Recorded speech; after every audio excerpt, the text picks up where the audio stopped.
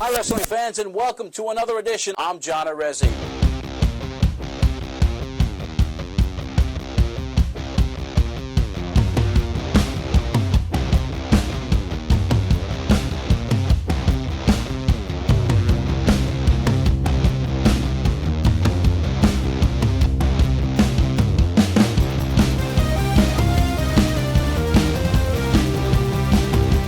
Weighing 225 pounds, John Anthony. Looks like the road's getting a little hot now. Then he's scooped up by the tree.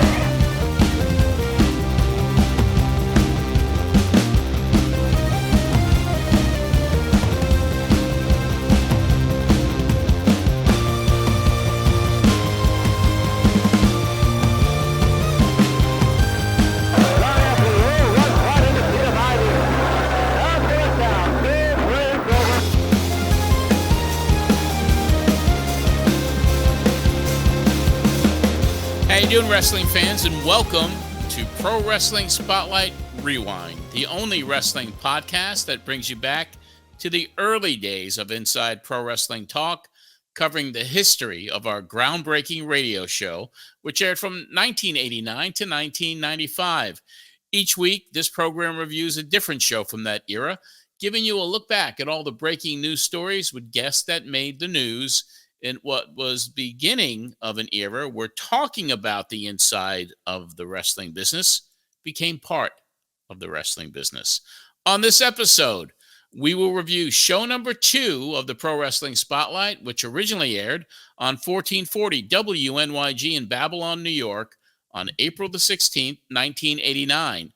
Show 2 featured several historic moments in the history of Pro Wrestling Spotlight. Guests included Dave Meltzer of the Wrestling Observer, and we had the first appearance by the living legend Bruno Sammartino. But it was also the first appearance by the Power Twins, Larry and David. We will be bringing on the show today to review that with us, none other than Power Twin David. A jam-packed show today. But first, we want to tell you that you can support this show by going to our Patreon account. $5 a month will get you the entire archives of the Pro Wrestling Spotlight, including early release of this podcast and video version as well, several days before it's released to the general public. We are revising the tiers, and as of August 1st, we're adding one all-access tier, so you can go to patreon.com/John Arezzi for more information. Let's bring on our co-host, the producer and creative director, Marsh, coming direct from Albuquerque, New Mexico. Hey, you. Hey, yo. Hey, yo, Marsh. Yo. Doing it. I'm here. I'm in Albuquerque. I'm rocking the team jersey. Green Yes, chili you are. cheeseburger jersey. What does that say? Green chili cheeseburger. And it's got a burger on it. Is that from the minor league baseball team? Yep. Yeah. You are now become a baseball fan, haven't you? Yeah, it's my life now. It is your life in a lot of ways. Yeah, You I do do. baseball podcast with me, and one more that we're developing and getting ready to launch. So you're knee deep in the baseball, my friend. Yeah, it's pretty cool. I just discovered too, because we just moved. I had bought a few boxes of some baseball cards a couple years back because they were supposed to be hard to get or something. And they're like, oh, just hold on to them. Now I'm going to open them and see if I know anybody inside of there. There you go. You might know gonna try and sell 'em. some folks in there. Yeah. Well, yeah, I loved baseball card collecting when I was a kid. I collected in the 60s, early 70s. I had a ton of stuff. And unfortunately, in my music business office, right before it closed in 1989, right before I started this Pro Wrestling Spotlight show, a water pipe burst in the office, and it flooded everything and destroyed it all. That's insane. Did I shed a tear or two? Yes. That's life. crazy. That's life. But anyway, we got a great show today. I'm sure you noticed, as I did when I was listening back to it, that this show really sounded much more organized and professional, almost like it was formatted. It felt really formatted. You felt really cognizant of time. Like you take a couple calls, but you only take like 2 calls, and we only kept one of them. But you very much will cut them off and say, okay, but we got to go. I got something else coming up. You know what I mean? Well, Like that's Nick from boom, boom, boom. Massapequa, because he would like just go on and on and on like he was the co-host. I think you did it to Adam from Long Beach as well. Yeah. I think maybe they could have been the only 2 listeners at the time, but as we expanded and our reach grew, then of course a lot more came in. But yeah, those were the first classic callers of the show. But Nick was the smart fan. He knew everything. He read the Observer, had the inside questions. But yeah, it was great. When I listened to it, and then I heard the debut of the Power Twins, I was like, I got to get a hold of David to see if he would come on and relive that with us. So it'll be quite an interesting episode. And, what we're going to do today is obviously turn it over to you, but I think we should bring on our special guest direct from Las Vegas, David from the Power Twins. How you doing, John? Doing good, David. How you doing? Good. Marsh? Doing good. Hey, listen, I was listening to your intro before. Yeah. And, you mentioned Bruno was a living legend. I don't remember you mentioning that me and my brother were living legends as well. Did you forget to say that? I did, actually. I apologize. I do apologize. Introduce me again as 2 living legends. Go ahead. Well, our special guest, on that first show, it was the debut of the living legend tag team, the Power Twins. And we're so excited today to bring on who really became the anchor of that team. He was a little bit thinner than his brother. He was a little bit more muscular. And he did, when they were in the ring together, he was kind of the dominant twin. And he did give his little stuff to his brother. But David was certainly where we came up with the phrase living legend of tag teams. It was really predicated on the performances and the muscularity, the athleticism, the in-ring work, the promo skills of David Power. Keep going. I'm listening. Don't stop. And, I've never had in the history of me watching the business, from seeing tag teams like the Valiant Brothers and, other famous brother tag teams and all the other tag teams, I really have to honestly say that the Power Twins, heads and tails above others, were how can I even put it in the words? I'm just getting so flustered because I just can't give you enough accolades. David, it's wonderful to be here. I'm honored that you're here with us from Vegas. I'm sure Marsh is just as honored to see you. So thank you. Yeah. Thank you so much for being here. Now that's the intro that we deserve.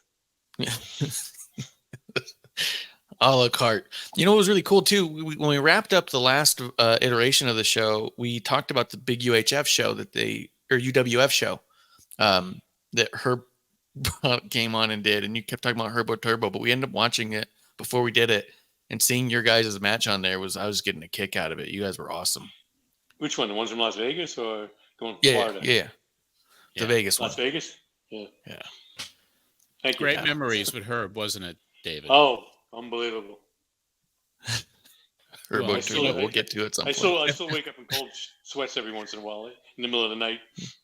Yeah. If we're all around in another year and a half or so, when we start talking to Herbo Turbo, then we'll certainly remember that. But there's no talking Herbo Turbo. The way the world is going right now, it's burning up. It must be 125 degrees out there in Vegas where you are, in Marsh, in that dust bowl that you live in Albuquerque now. And here in Nashville, it's 100 degrees today. It's crazy. Is it really? About 115, 16 here today. Yeah, it's insane. It's insane. Mild. A couple more degrees, we'll need sweaters. Yeah. Yeah. Well, we are excited to have you here. We're going to review a show that took place on April the 16th, 1989, your debut with your brother, the living legend Power Twins. So because I got a lot of questions about what you guys bring up. There was a few things in there that I had forgot about, but was reminded that I'm excited to dig into. So, okay, be my guest. Do you want to start off, John, and just get right into? I have the intro clip here of how you set up the show, and we have a quick little Bruno spotlight promo on there. Yeah, let's do it. Let's hear the beginning.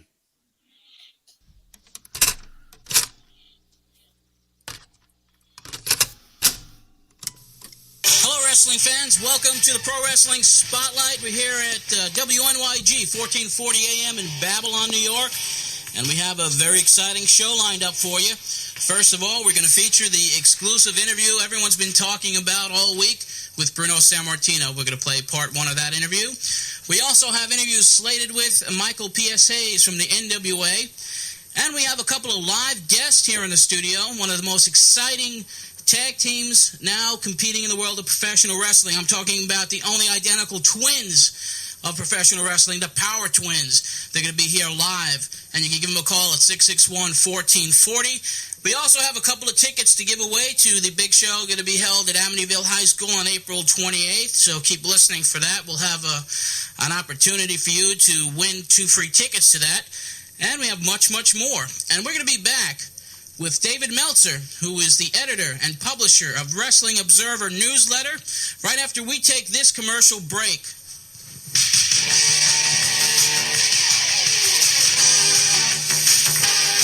Hello everyone, this is the living legend of professional wrestling, Bruno Sammartino, and you're listening to Professional Wrestling Spotlight with John Anthony on WNYG 1440 AM.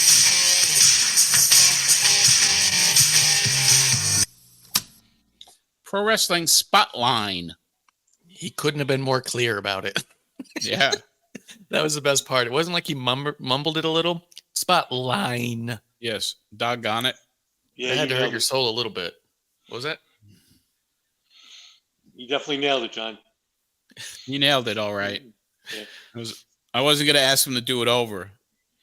That wasn't going to happen. Once he did that one take, that was it. Thank you, Bruno. Thank you, sir. Thank you, Living Legend. Thank you, thank you, thank you.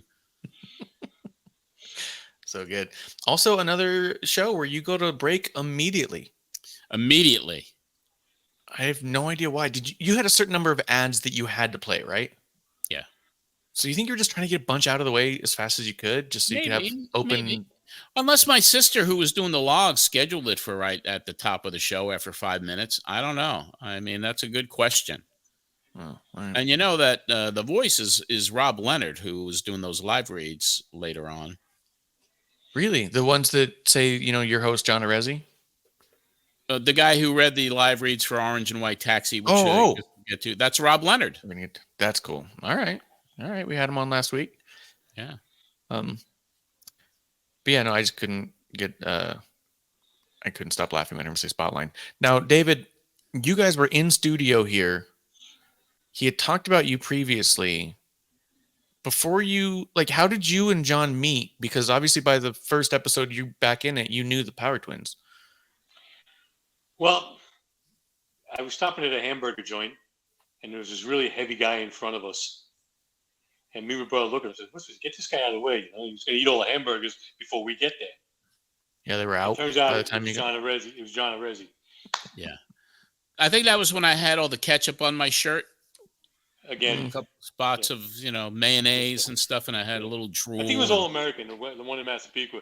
That's right on Sunrise Highway, All American Burger, yeah. Yeah, get this fat guy out of the way. We won't get a chance to get any burgers.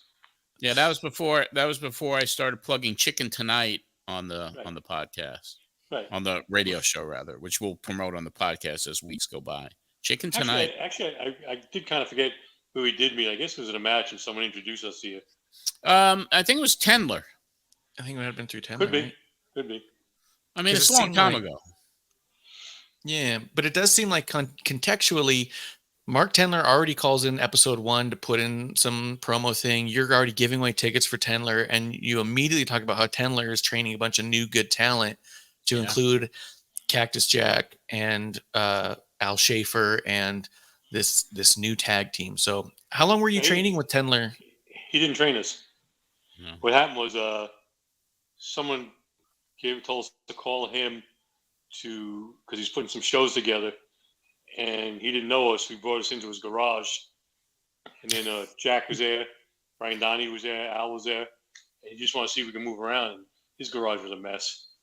So we were trained by David Schultz. Yeah. And then we trained for a couple of years with Bobby Boldiger, Bobby Cortez, who showed us a bunch of small man stuff. And Tendler was just, hey, what do you guys look like? And we'll show up to your garage, all right? Yeah. And then he put us to work. I only think he did like 3 or 4 shows that he put us on. Okay, cool. Before he passed. Yeah, under those circumstances. Well, you work for the mob. You do something stupid. You're going to die natural causes working for them. Yeah, those are the natural causes. I tried to look them up because you'd mentioned it last week that there was a thing and a clown involved or Crazy something. Clown. And I was like, what? Strip club. Crazy Clown. I couldn't find anything about it. I was hoping to find a Dayline episode or something. That's where you got it. If you look up his picture, he's a very handsome devil. He looked like Herman Munster in a way. I mean, barrel chest he had almost like a Herman Munster haircut. Listen, what do you got against Herman Munster? I love Herman Munster. Oh, all right. It was a compliment. But cool. I really like Lily. Oh, of course, Lily Munster. But it was just weird. I think I'm not sure who told us to go see him. They said so we called the guys come to my gym, and Brian Donahue was working out with him, Jack was working with him, and Schaefer was with him, and I don't really remember much after that except that we kept running to these guys in all the local shows. Yeah. So you must have taken a liking to John if you could have only met him like once before you came on to do the show. There was probably that one time I might have been at the gym also and invited you guys on. Jim, what were you doing at the gym? The fucking Mark's garage. Oh, training facility. You're probably there. You know me in gyms. My goodness. I know. I thought that was like kryptonite to you. It kind of is. Yeah. Like a vampire to sun. Yeah, exactly. Yeah, except for my body gets bigger. Like when I go into a gym, I don't get thinner. I just fucking expand. Awesome. All right. Let's get through some more of these too, because we got more coming up. We got this is David Meltzer coming on. You know what? You bring up not the previous week. Remember we were questioning and we didn't think you had him. And you know what? Because we don't have the tape. That's what Rob Leonard was talking about. Remember, he was scrambling around. He told me that he was looking for another tape, and that was probably the missing one where we couldn't get the last few minutes of the show recorded because there was no cassette tape. Yeah, and that would have explained why there was a longer. He believed he remembered a longer section of music while you were talking. Yeah, the original Italian Hours theme. Yeah. Now, all these answers start to come back, and then you start like, oh, that's a missing piece of the puzzle. So that's what happened. Because I remember not hearing David Meltzer, but then on this, and I didn't think he made the show. That's what we talked about last week. Yeah. And the revelation was when I heard this one, I was like, there he is. And then he said, I only had you on the beginning of the show, so I apologize. So, we're going to answer a lot of questions here. This is deep, dark questions that people have been asking for 35 years, for Christ's sake. All these unanswered questions. And this is the last incarnation of this stuff. After the next 4 years, I'm done. I'm announcing my retirement today. Yeah. Only one more run. We've gone through this how many times? It's Don't worry about it, John. We're going to make this more comedic, and I'm going to have outbursts or explosions in real time on this show. Sean, don't worry about it. Your tens of fans will miss you. My what? Your tens of fans. Single digits, my buddy. Yeah. What are the odds? Like, so breaking news right now, John Arezzi announces retirement the same week John Cena announces retirement. There you go. It's appropriate. The world's going to be a flutter. It is. I wonder if David Meltzer will put me in like ahead of Cena's retirement in the next issue of The Observer. Oh, that'd be good. Yeah. Book me on some podcasts so I could discuss this, Marsh. Your retirement? Your last retirement run? I'll kind of right up. Get me on all them shows. Maybe we call Brian last. See if I can get on Corny's show. Yeah. Just start calling them on. We'll make little T-shirts like Cena's got. One more run. Yeah. Yeah. So, more to come on that. The merch will be coming soon. Yeah. So this is Meltzer mostly talking about his Japanese bias, which I thought was incredible because you bring it up that way to him and he's deflecting from that, which is still his MO. It is. Our first guest tonight is going to be a person that we spoke to briefly last week, and we didn't have enough time to properly interview him and talk about his fine publication, the Wrestling Observer newsletter. His name is David Meltzer, and we'll take David right now. David. Yes. How you doing? I'm doing just fine. Well, we wanted to get you on again this week, since last week you came on towards the end of the program, and we didn't really have enough time to really go into what you do with your bulletin, your newsletter. Definitely one of the top independent newsletters in the wrestling scene today. Now, you started the newsletter back in 81, correct? 83. Okay, 83. And you've built up a circulation, I think you told me last week, of somewhere in the vicinity of 3,000 readers. Yeah, right in that range, yeah. Can you give us a breakdown on how many insiders in the business read this publication? I know there must be many. I would think most. I mean, most people in the business are aware of it, and I think most of them read it pretty much on a weekly basis. From the people who I talk with, it seems like all of them are pretty much aware of each issue, what's being said in each issue. Okay, I've noticed also a lot of the information, you basically scoop all the magazines, first of all. Secondly, it is kind of an insider magazine where you speak about things that most fans, the casual fan, do not ever hear about. Yeah. It's almost become like a trade journal of the wrestling business. Right. There was also a little comment that you made once, is don't get caught reading this in the locker room. I guess that was geared to some of the wrestlers themselves. There's an inside joke there. Yep. Well, one thing I wanted to talk to you about, I noticed reading your bulletin avidly week to week. It's the first thing I do every Saturday. As soon as the mails come, I'm sitting down with the Wrestling Observer newsletter for a good hour or two, is the Japanese wrestling. Mm-hmm. You definitely are an advocate of that, and can you tell me a little bit of how you feel the Japanese wrestling is superior or not superior to the wrestling here in the States today? Well, it's different. I wouldn't call it superior or inferior either. I would say that from 1981 through 1984, it definitely was superior to the wrestling in the United States. A lot of the things and the moves that they're using now are moves that the Japanese started using in the early 80s. That have, the Americans saw them in Japan, and a lot of the newer moves are from Japan. I'd say right now, probably because of the wrestling war, the competition between the WWF and the NWA has become so fierce that the wrestling scene really in this country is a lot more interesting than Japan. And Japan has had some scandals and a few things like that have kind of, the popularity has leveled off. It's kind of decreased. Not that it's dead or anything like that. And, it's different in that it's treated as a sport over there. The newspapers every day will have, coverage of the matches the night before, no matter what city in the country it's in. They'll have the results. They'll have pictures. A big card will be the lead story in the sports section the next day, which, not infrequently either. When one of the girl wrestlers retired, which was about a month ago, Chigusa Nagayo, I believe it was front page on a couple of the newspapers in that country, not even in the sports section. So I think the wrestlers there have more of a celebrity status than the wrestlers in this country do. And they're more known to the general public because they're on the network. They're on network stations every week rather than here where the WWF is on the network, but it's maybe once a month. Right. And it's in, fringe time slots where they're on, Saturday afternoon, Sunday night, every week on the network. So in that way, there's a lot more visibility of the wrestling, I think, over there. Do you think that some of these guys, there'll be an influx of wrestlers coming in from the Orient to work over here? Not really, because most of them can make as much money, if not more, over there than here. I know that the one guy who's really making a big wave here is Keiji Muto, who's wrestling as a great Muta in the NWA. Yeah, I saw him yesterday. He definitely has potential to be one of the top guys here. Yeah, and the NWA wants him to be one of the top guys too. I think he's going to get a real good shot at being a major star now. Okay, turning the subject around 360 degrees. If you want to hear the whole thing, you got to go to patreon.com/John Arezzi. Great Muta has potential to be a good player. He just went into the Hall of Fame last year, right? Year before? He was amazing. Do you remember much about Muta, David? Me? No, not really. Never met the guy. Did you guys ever go to Japan at all? No, unfortunately, we tried to get in there, but 3 different times and it just didn't work out. Okay.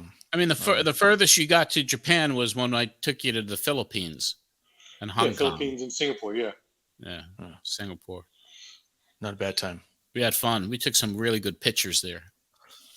You keep promising me that you have a whole bunch and you haven't shown me yet. I haven't. You said you have a whole bunch. You have videos and stuff like that. I've only seen the one of the TV stuff we did over there. Oh, so you haven't gotten any of the photographs? No.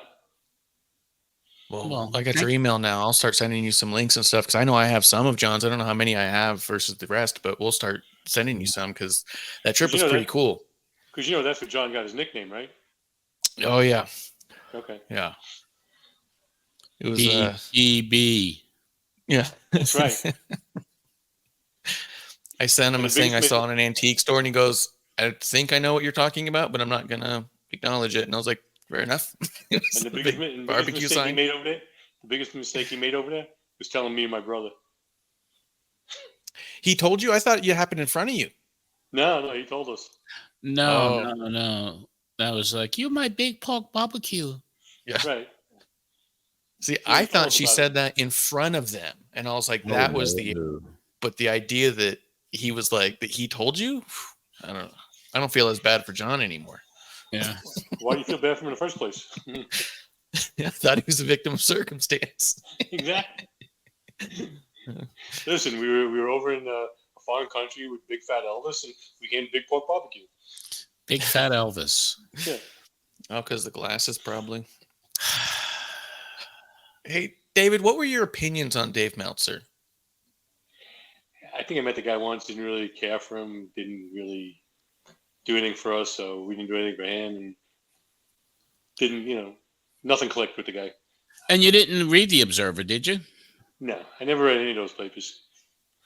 Yeah, so like it's pretty static to you as far as his existence. It didn't do nothing for you. You had no reason to go to him, kind of a deal. No, I had no reason to go to him. Plus his sheets that came out, they didn't come with crayons. You needed crayons. Yeah, you need crayons for that stuff. Yeah. To get your own crayons, it's ridiculous. Yeah, and you're on the road. You can't carry your crayons with you everywhere, right? Yeah. Especially in Vegas, they'll melt. Exactly.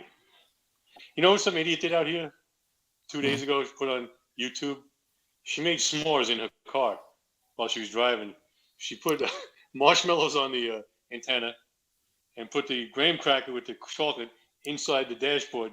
And she was driving around. And 5 minutes later, she put it all together with s'mores. That's how hot it is out here. Pretty innovative. Yeah. I mean, right now, you could throw an egg on the sidewalk and it'll cook. Yes. That's no bull. It'll cook. That's how hot it is. It was like 120 the other day at the airport. That's insane. It's not fit for humans. No, that's why I tell everybody, when they come out here, it's like, you have a choice. You can come here and burn for 3 months, or you can live somewhere up north and freeze for 3 months. So pick your poison. That's a good point. That's true. Hopefully it cools off by the time I go out there in a couple months. So CAC. Yeah. It'll be cooling off in a couple of weeks. All right. First couple of weeks of July are usually the worst. You guys coming out for CAC? I am. I'm going to be out there. I don't think John's going to make it. Yeah, there's some issues happening. Yeah, I know you're a busy guy. I got a busy schedule. Podcast, podcast. But Sonny Blaze will be there. Al Schaefer. That kind of got you a little excited when I mentioned that to you, David. Maybe I'll go meet him. Oh, I'm sure he'd love. I'll let you know when I'm out there. Maybe the three of us can go grab a drink or something. Yeah, I gave you his number too, so I think you guys should hook up and bring Al so you guys can all kind of hang out and have and take some pictures for the show and stuff like that. We'll get a picture for the show. And make fun of the old whiny wrestlers. Yes. Yes. And then you can actually make sure you film when Al and Bubba Ray Dudley see each other for the first time. Yeah. I'm not into the camera thing, but I'm sure someone will be filming it. I'm saying I'll film it, but you're gonna probably need to be nearby to protect Al. You may need both the brothers there when that reunion happens. Yeah. I go there and get a good laugh. Yep. Let's see. Well, as you keep going with Meltzer, you talk about how the newsletter lead story was that Tony Lister, who is going to be playing Zeus in Hogan's next movie, is going to be his next challenger. And so you guys really talk about No Holds Barred. And That whole thing. It was not Tony Lister, it's Tiny Lister. Tiny Lister. Yeah, I wasn't a fan. You don't like any of it? Kidding me? That was sacrilegious back then. An actor coming in and giving him a main event push because he was in a film, because of a film angle. That's what McMahon did back then.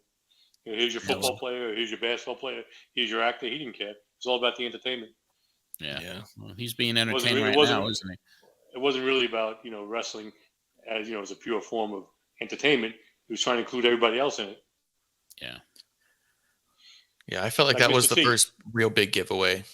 You know what I mean? I think Mr. T was the first big giveaway. You think? Because I thought they used him differently. But maybe you're right. I think the Mr. T thing was much better done than obviously Tiny Lester and Zeus, where he didn't do anything. Because at least the other athletes and stuff had an air about them that they were like badasses. This guy came across like an actor in every way. Yeah. In a character. So it was a little, to me, it was the one big one where it's like, you could almost go for like Mr. T. You could be like, okay, well, maybe Mr. T's actually, because he did more punching than, backdrops. But by the time this comes around, you go, okay, what are we doing here? What is happening? Yeah, I was, wait till we start covering it as we get closer to the release date. I think I go off on it every week. I can't wait for the meltdown. You do mention, because it just happened, Ted Turner bought the NWA, and you're wondering if this is going to be competition for WWF at any point. And Meltzer says eventually he thinks it might. So it was still waiting. You go over a bunch of really local shows, some cards that are going on over there, mostly WWF coming to town and what they're going to be doing. And then there's this interview here with Michael P.S. Hayes. I have it on here. Because I don't remember you getting him on much at all outside of this. The only time I've ever had Michael PSAs on the show were via taped interviews backstage. Yeah. And did you get very many of them throughout his career, do you think? I think I did 2 or 3. 2 or 3. David, did you ever run into with Michael Hayes? No, never ran into him. Oh. He must not have been one of the Tendler guys. Different circles. Yeah. All right, here's that interview. Okay, thanks. Week, Lex Luger defends his U.S. title against Michael P.S. Hayes, and we spoke to Michael P.S. Hayes last week in New Haven, Connecticut. He has just changed recently. He's now a television commentator, and he was loved by the fans less than a month ago, and he has since changed his ways, and part of the reason, which he tells us, is that he does want the U.S. title, which is currently held by Lex Luger. Let's see what Michael had to say about that last week. Or Michael Hayes. Michael P.S. Hayes, excuse me. Well, right now there's a lot of fans around the country that are saddened about your sudden turn.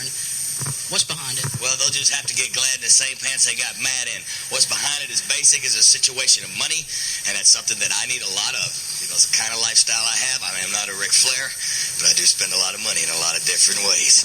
I need my money. I have a right to it. It's my American prerogative.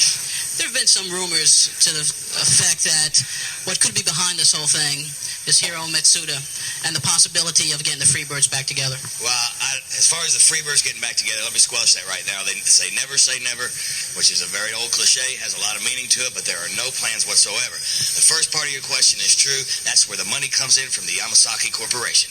Luger's lucky that it's not a personal thing. Okay, so you say this has nothing to do with the Freebirds, but it does have something to do with the money. It has to do with me. So it's a personal... I have gained it's a money thing. I have gained every achievement possible in the status of tag team wrestling. And I have nothing against the Freebirds. It's one of my proudest moments. But now I'm going to prove to the rest of the world, the skeptics, the critics, and I'm going to squelch all the doubt about my abilities as a single wrestler, and I'm going to kick that boy's brains in. I'm not going to lose a minute of sleep over it, and I'm going to take that U.S. title home. Does this include Ricky Steamboat, the NWA World Champion, in your quest? Well, that'll be next in line. It's the final step. Then. There are lines of succession to follow. As soon as I get the U.S. title, then if Nate ain't got the world title, then I'll go pursue it. One way or another, all the belts are coming our way. All right, Michael, thank you very much for your time. Michael, Mr. PSAs. Yeah, and he did wind up teaming back up with Jimmy Garvin for the Freebird reunion, and I had an interview with both of them, and we'll be hearing that in the near future before the Great American Bash of '89. I like how he was being really clear. It's a money thing. It's about money. Yeah. Like, because when you start trying to, like, you were trying to kayfabe it a little bit more personal, and he was just like, no, money. That is it. I was like, okay, cool. I like that. It is a business. Go back. Yeah. Let's see. I've got a caller here. Oh, wait, no. Yes, I have a caller here. This one's Adam from Long Beach. And it has the ads you and I were talking about before that you said has some story behind it. So there's a few there. Yes. Yeah. So I was quite, when I heard it, I was like, I raised a couple of eyebrows and I was like, ooh, this is an interesting backstory. Yeah. So let's hear the ads and the caller, and then we'll see what's going on with it. For the daily commuter or the occasional traveler, Orange and White Taxi is for you. At the LIRR Railroad Station in Huntington, dial 271-3600 for fast, prompt service to all boroughs and airports. You'll get where you're going in comfortable cars with courteous drivers. That number again is 271-3600. That's 271-3600 for Orange and White Taxi at the LIRR Railroad Station in Huntington. The service that never sleeps. Tax season may have passed for this year, but it's never too soon to start planning for next year. Let Ken Geller & Company, the financial, accounting, tax, and pension specialist, help you. Located at 420 Jericho Turnpike in Jericho, Ken Geller & Company offers investment counseling, tax, and full accounting services to individuals, small businesses, and major corporations. Ken Geller & Company has a full staff of experts at your disposal, and for them, no business is too small and no tax problem is too large. Call today for a free consultation. 822-8376. That's 822-8376. And let them help you feel comfortable and at ease with your financial situation.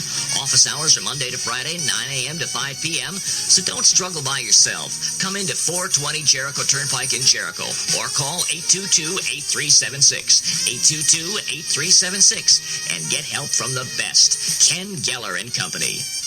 Back with the Pro Wrestling Spotlight. Before we get to our live guest, we're going to take one more phone call. 1440 WNYG 661-1440. Pro Wrestling Spotlight. Okay, hello, John. Yes. It's Adam from Long Beach. Hey, Adam, how you doing? Okay, I just want to bring up a couple of points that you really didn't mention with Meltzer. Now, there's the reason that there's such a big difference between the WWF and the NWA. I think the reason is the media hype that the WWF gets, which the NWA hasn't really had over the years. I want to know what you think of that. Well, I agree that the media coverage that WWF has gotten over the last several years has been tremendous, and it's comparable to what the NWA received. It's been minute, so you make a real good point there. Yeah, and I think until the NWA gets that media hype, then they'll never be anything compared to the WWF. Well, let's see what happens with Ted Turner, with all his outlets like CNN and some of the other TBS. Obviously, let's see what happens with his money behind the NWA. Yeah, that's another thing. The NWA hasn't had the financial support that the WWF has had. They got it now. Right. Okay, thanks a lot. Thanks a lot for your call. We got to run. Bye. Cut. Gotta go. Get out of here. All right, so where do we begin on this? Tommy, Orange and White Taxi, who in future episodes, there were several live reads that the Power Twins, and in particular David, read of Orange and White Taxi. He used to love to read that spot when he was in the studio. But Orange and White Taxi and Ken Geller are connected to each other. Tommy, who ran Orange and White Taxi in Huntington, and Ken Geller were cousins. And they were my two of my former partners in my music management company in the 80s. And we had two other Italian partners who I will not mention names, but those four guys and myself had the music management company. And Ken was the guy that kind of put up all the money and funded it. And Tommy he brought in as one of the other partners in the company. In 89, when Ken said, I can't fund this company anymore, go to the other guys, the Italian guys, and see if they'll kick in. The Italian guys say, well, I guess the company is closed. So it shut down. And Ken, I guess he felt bad, and Tommy, and when I was starting Pro Wrestling Spotlight up, they agreed to come in to advertise on it to give it a little kickstart. Huh. And that you didn't have to bury any bodies or anything like that? I'm not going to talk about anything like that. Okay, just asking. It's in his book. But names that shall not be mentioned. No. To this day. I have a nice life here in Nashville. I don't need anybody knocking on my door in the middle of the night. And the problem is everybody knows you're in Nashville. So that's Right. well hidden. Well, I'm John Alexander here. Remember that. That's a good point. So it's interesting they're back to back because, so that's how you got some ads going right away and all that. Adam from Long Beach, obviously the Ted Turner thing we were talking about a little bit ago. Not a bad point. Once they got the financial backing and started using all their little tricks that they could for WCW, they did get a lot more attention. So it's not completely inaccurate, but and so was the Orange Taxi read? That was Robert? That was Rob Leonard, yes. That's cool. And then Ken Geller. Young Rob. Well, that brings us to basically the main event. We have a dual main event today because we got the Power Twins. No, Marsh. We have one main event. And then an after show. Right there on camera. The real living legend of tag teams. It's the BPB and the Marsh show, and then the other guy. Yeah. The main event. But and that was an example of like you were talking about. You were very structured in this one. I have this much time for this. I can do one call this. And then you even said at some point during one of the Bruno things in between, you're like hawking more stuff. And you're like, the lines are lighting up. We just can't take the calls. And I don't know if that's true or not, but it wasn't. There's no way it was true. But then this is it. This is the Power Twins' big debut on radio. Was this Well, let's hear. I think they're in studio. I don't think this is a they're in studio. Yes. Yeah. Every time. Never called in. Never. I think maybe once you might have called in. Oh, okay. But anyway, you could have called in from the road to talk some shit. It was always better to see their lovely faces in person. Oh. Babylon, is right next to where we live, so why not? And it was always a pleasure seeing John and the other guys' looks on their faces after we go on the show. That was made for us. Yeah, because every week after you left the studio, it's like, am I going to have a fucking show next week? He's pulling the hair out of his head, out of his back. He was almost out of my back. Yeah, he's pulling the hair out of my back. I used to let Bruce Jacobs do that to me. Yeah. He'd pull the hair out of my back. How close was the studio to where you guys lived? Well, we were in Massapequa. He's in Babylon. Yeah, Massapequa was probably about a 5-10 minute drive off of Sunrise Highway. Almost. I lived about a mile, maybe a little less from the studio. Okay. So it's not like you could walk down there, but it was a quick drive. No, I don't know. Yeah. I didn't like to walk anyway back then. And whenever the Big Pork Barbecue called, we answered. I just like to eat. Here it is. 661-1440 is the number. We're not going to take any calls for a little bit now because I'd like to introduce a powerful tag team. Right before I introduce you guys, though, I do have to mention that April 28th, Friday night, April 28th, Amityville High School, International Wrestling Stars and the Copegs Lions Club is presenting a big show of professional wrestling featuring such great television stars as Don the Rock Morocco, Alpha the Wild Samoan, Chief Jules Strongbow, who was a former WWF Tag Team title holder, as well as Tony Mr. USA Atlas, who was another former WWF Tag Team title holder. Morocco, as you know, was the former Intercontinental Champion. Also on the show, Mad Dog DC Drake. Special bout featuring New York Jet Brian Donahue, a great ladies match. Tickets are on sale right now. Matter of fact, we're going to give away a pair of tickets. The 10th caller at 661-1440 right now, the 10th caller will receive a pair of tickets for this big show Friday, April 28th. But right now, we have in the studio with us live one of the most exciting new tag teams that I have encountered, come across, the Power Twins. First, I'd like to say, John, you forgot to mention that we're on that card that night. And this will be Long Island's first chance to get to see the Power Twins. Oh, that's something that I've been negotiating with the promoters of the show. You know what? It was an angle, and you blew the angle because it was going to be like we were going to talk about me managing you and negotiating with Mark Tender to bring you on the show if I could manage you. But you forgot to mention we're going to be on that show. So there was the angle that went right down the shitter. You're welcome.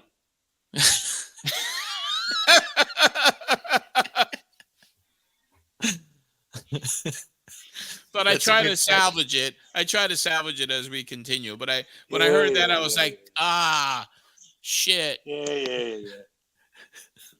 Let's go. The promoters of the program maybe feel that it's time for the Power Twins to make their Long Island debut. I met with one of the promoters yesterday, which is one of the reasons I asked you guys to come down here, because I feel that fans on Long Island should have an opportunity to see the Power Twins live.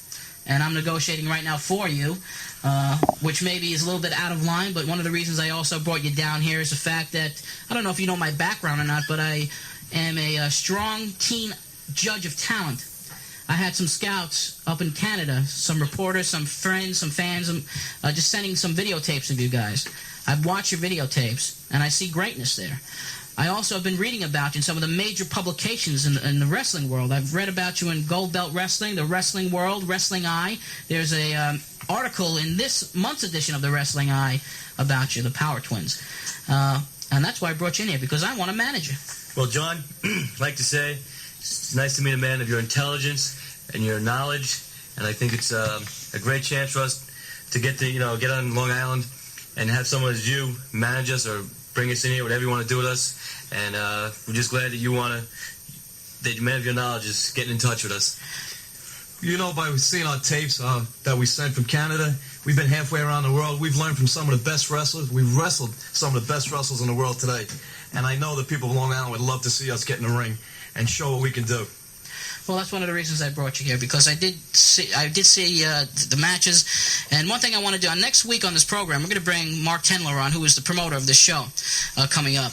And I've been speaking to Mark, and I'm going to make sure that you appear on the show. And I'm not going to ask you to sign a management contract with me right here on the air. I'm going to ask you this. If I get you on this program on April 28th, let's work something out between ourselves. And if you lose that match, I would rip up the contract. Lose. We mean lose. We don't lose. Lose ain't in our vocabulary. We're two of the biggest identical twins that are wrestling game today. What you will see is the best tag team wrestling as a team as you've ever seen live. And when we get on that card, you should sign us on that card. For some of the fans who maybe have not heard of the Power Twins, who are some of the wrestlers that you've been up against over the last 6 months, and some of the places that you have wrestled? Well, we've traveled all over the world. We've been in South Africa, Europe, all over Canada, the United States. We wrestled people such as, what's his name, Mr. USA, Tony Atlas, Ivan Putski and his loser son, Scott. We got in the ring with Dr. D, who actually trained us, and he said he wanted to put us in the ring so we can do with him. We've wrestled with Rocky Johnson, the Samoans, the Moondogs. You know, we've wrestled a lot of local people, and we've wrestled people of the world-class caliber, so we can step in the ring with anybody, John. That's one thing I did want to mention. You were trained by Dr. D. David Schultz, a roughhouse wrestler, now even a bounty hunter. How'd you get hooked up with him? Well, I think it was in the cards, but let me say this man is the most feared man in wrestling, and we were lucky enough to be able to be trained by this man. My brother will explain to you how we got hooked up with him. Oh, after we were looking to get into the wrestling game, and we wanted to be trained by the best. We looked around at some of the other promoters and some of the other trainers, and Dr. D is the best. He fits our mold the best. He taught us the way we should know how to wrestle. Roughhouse may be our style, but hey, we're the ones that win the matches. That's all that counts. You people see that if you ever get a chance to see us live. If you're lucky enough to see us live. That's the attitude to take. So what we're going to do is on the 28th of April, we're going to hopefully get you on that program, have your first victory here on Long Island. Mark Tender will be here next week, the promoter of that program. And let me tell you something, John. We guarantee whoever they put us up against, what is this, the 28th? We will win no matter what. It was some local clown or some guy of this world-class caliber. We're going to win. It don't make a difference. That's the reason we step in the ring, to win. We'll show the people how wrestling is supposed to be wrestled, because we were trained by the best, and we will be the best someday. I understand you're also going to be appearing on a television show in the upcoming future. Tell us a little bit about that. Oh, yeah. Every now and then we made friends with Joe Franklin a while back, about a year and a half ago. And every once in a while he likes to have us on and abuse some of his guests. You know, we don't mind at all. So the next show will be upcoming. I think it's like in the middle of May. All right, great. Listen, it's been a pleasure having you guys here. Like I said, I've been watching your career develop. It's time for me maybe to step back into the wrestling game as far as being a manager, and I'd be proud to have you guys as my first proteges. This would be a great opportunity for you, John, if you can hook up with a couple of wrestlers such as ourselves. Yeah, we're willing to talk business with you, John. All right, let's just keep it at that, and we'll update you on what's happening between myself and the Power Twins next week, and also have Mark Tender here. But once again, his big show is taking place on the 28th at Amityville High School, and the doors open 7 p.m., 8:30 p.m. start. Some of the great names of professional wrestling will be there, maybe even including the Power Twins. We'll be back right after this. That's gold, Jerry. Gold, Jerry. Let me tell you something. Joe Franklin was a legend. He was a legend. Oh my! I was going to ask if you had any Joe Franklin stories. We had so much fun on his show. He was such a nice guy. Every once in a while we were in Manhattan. We're going on auditions and stuff like that. We stopped by his office, and he was always nice to us, remembered everybody. A friend of ours introduced us to him. Mighty Mike Kimmel, do you remember that name? He wrestled under Mike the Cop, whatever. Did a bunch of different, gimmicks. Pseudonyms. But he got tight with Joe Franklin somehow. I don't know how he did it. But the guy was just, every time you walk in the office, you can hear a funny story. Well, legend of talk shows in New York. Just a legendary guy. Joe Franklin was like. I think we were very fortunate to be lucky enough to go on his show. Yeah. He was, he loved wrestlers. You know why? You didn't have to, if you ever watch his shows, he has like local people on. He's got to like make things happen. Yeah. All right, wrestlers, go ahead, do your thing. And the rest is history. I mean, all the big ones have been on. I think Lou was on there a bunch of times. Yeah, Lou Albano used to go on there a lot too. Yeah. All right, flip the switch. Go ahead. But his office was the best. You walk into his office, must have been about 10 by 12. It was full of all his memorabilia from head to toe. You can barely see him behind his desk. He was a hoarder. Yeah, you throw a match, you walk away. The whole building would go up. That's awesome. We're very thankful that he gives the opportunity. We went on three times that we went on, and be able to, be on live TV and be in that kind of venue. So we can't say anything bad about it led to a lot of other TV appearances, Letterman on down. You did so much television, you and your brother.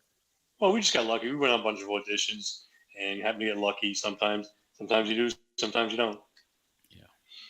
Did the connection to Joe Franklin ever get you in the door for any auditions that you wouldn't have gotten otherwise? No. No? It was just a great time? That's still cool. It was just great being on a Joe Franklin show. That's awesome. Everything else you had to audition for, so. We went for Oceans 11 and 12. 11 out here. They did it at a local church right behind UNLV. Wow. And that's as we're walking in the door, Oscar Goodman, the mayor at the time, him and his son are walking out. He says, "Hey, look at these guys." My bros look. Say, "Well, look at it. It's Oscar. What are you going to audition for? Part of the mayor?" He's like laughing.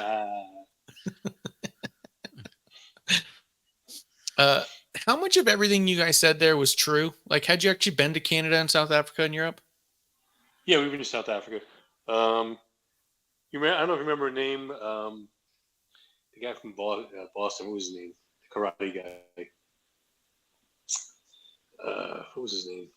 He ran a karate studio up in Boston. Yeah, he ran a karate studio up in Boston, and he included Doc on a lot of his shows back before he got heavily into the tall, dark-haired guy. I forgot his name. Superstar something. Yeah. But he was the hook over to South Africa, and we were just leaving Kansas City at the time. We get the call. "You guys want to go to Africa?" I said, "Sure." So we actually came from -5-degree weather to 90-degree weather 5 days later. What's that guy's name? Superstar. It's not Angelo Savaldi, right?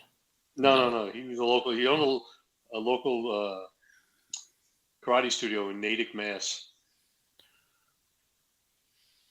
And Marsh is in the search engine checking and his girlfriend, the blonde, used to wrestle too. She dressed as a cowgirl. That wasn't Brittany Brown, was it? No, Shamey something. Superstar. I can see his face. I just can't remember his name. Yeah, well, but he was, like I said, that's what happens when you get old. Yeah, he was a pipeline to South Africa, so we went down there for 3.5 weeks. Learned a lot. But you worked Canada too, didn't you? Yeah, we worked for what's his name? Stu. First, we worked for an independent guy, then we went to work for Stu a couple of years later. You ever in the dungeon? Who, Tony? No. No, Stu Hart's the dungeon up there. No. The first thing before we went up there, David says, Schultz says, don't go to the dungeon. Don't go downstairs. He told us 3 things. He told us 3 things before we went out there. Don't speak unless spoken to. Don't take any open drinks from everybody. And don't go in the dungeon. Wow. Good advice. It all sounds right. And it served us well up there. Because we saw a bunch of nasty stuff. Guys messing with each other with the drugs and stuff like that. Yeah, it's crazy. It was never safe. It's also crazy too. Was that Stampede you were working in up there? Yeah. It's kind of crazy too. The problem was we were up there for about 3.5 months. When he sent us up there in '89, Tommy was running the book, Dynamite Kid. Because at the time,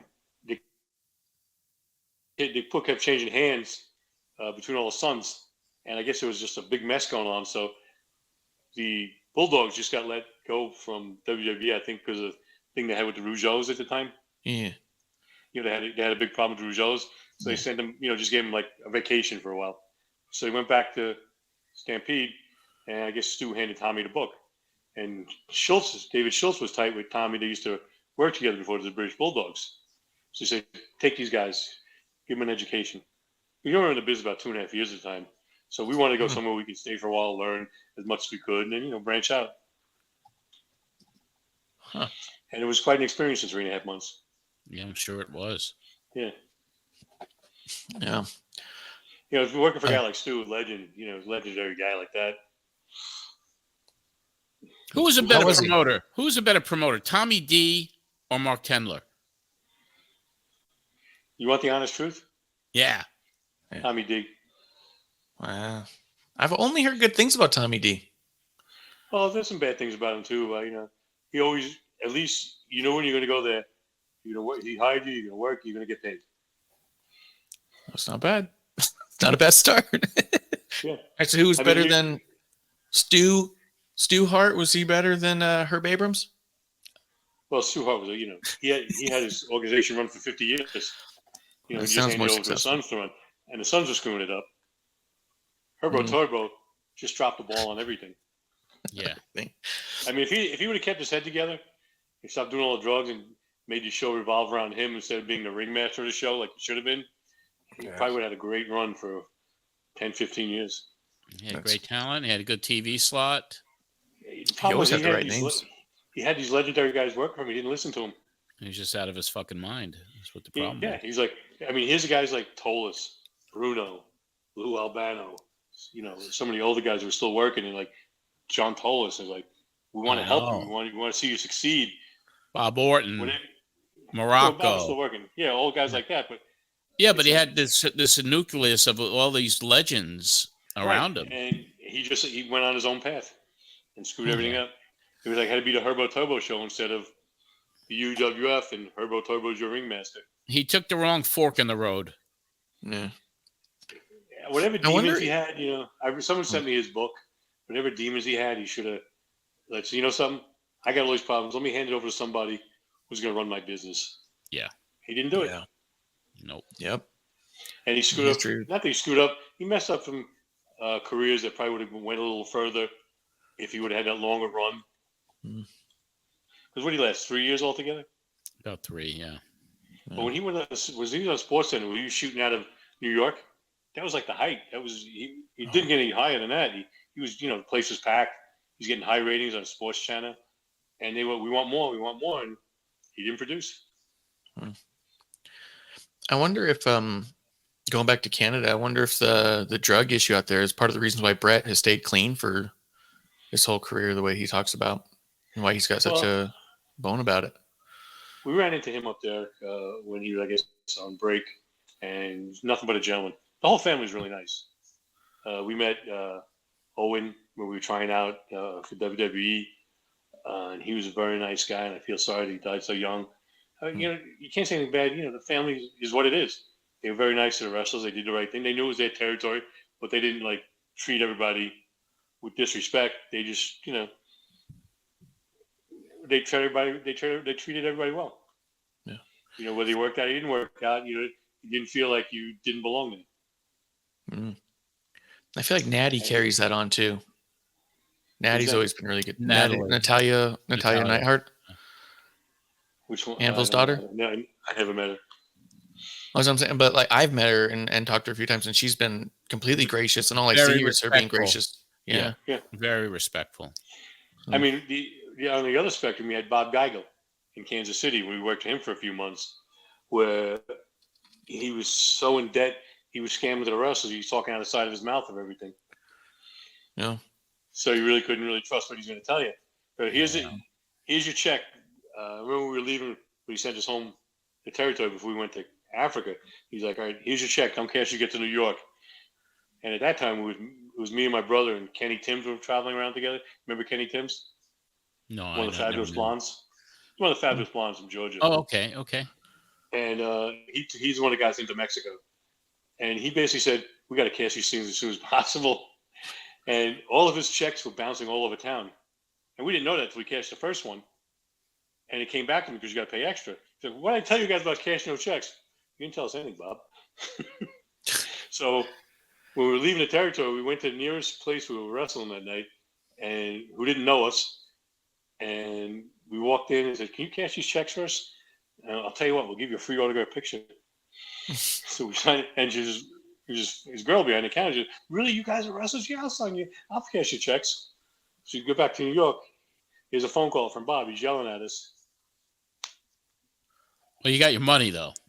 Yeah. So he's that was the smart thing to do. This, that. And I'm like, what do you, this, that, that? And I'm like, when are we coming back, Bob? Yeah. Yeah, come on back, boys. Yeah. And then I think he was out of business a few months later. I heard the Warrior, what's his name? Terry, the Powers of Pain.